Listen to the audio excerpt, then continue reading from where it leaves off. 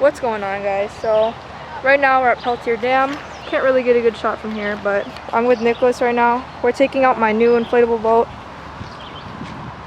So we got the first chamber pumped up.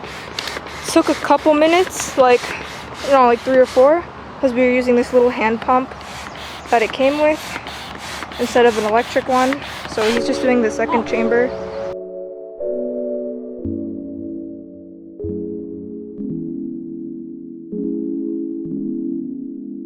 There. Okay, we got our fishing rods, we got everything in here.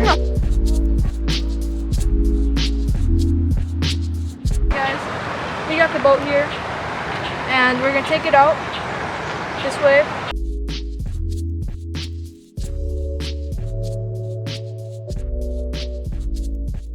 Bruh, look at this dude. Wait till you see the. No, no, no, no.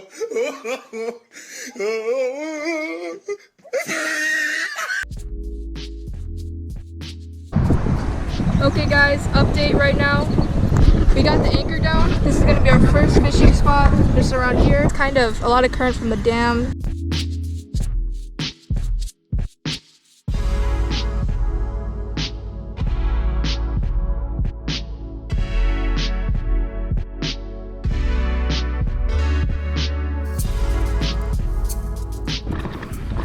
I got a fish. Bullhead. Still a fish. Right here.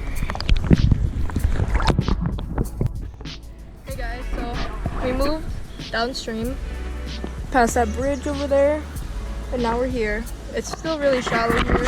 Okay guys, so this is where you can connect the motor if you want. It goes right here. As you can see, we're under the bridge now.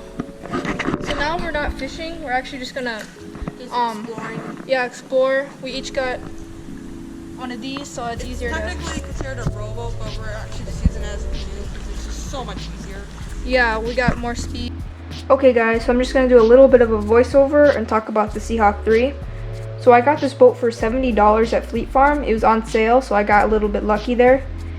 And this boat could hold 3 people, but you wouldn't really be able to bring like a lot of gear with you, maybe just like a backpack or something, but it holds like 2 fishermen really nicely with their gear. Like I said before in the video, this boat can hold a motor on it. You can attach a small motor to it, and it holds 790 pounds. The length itself is 9 feet 8 inches, I think, and the width is 4.5 feet.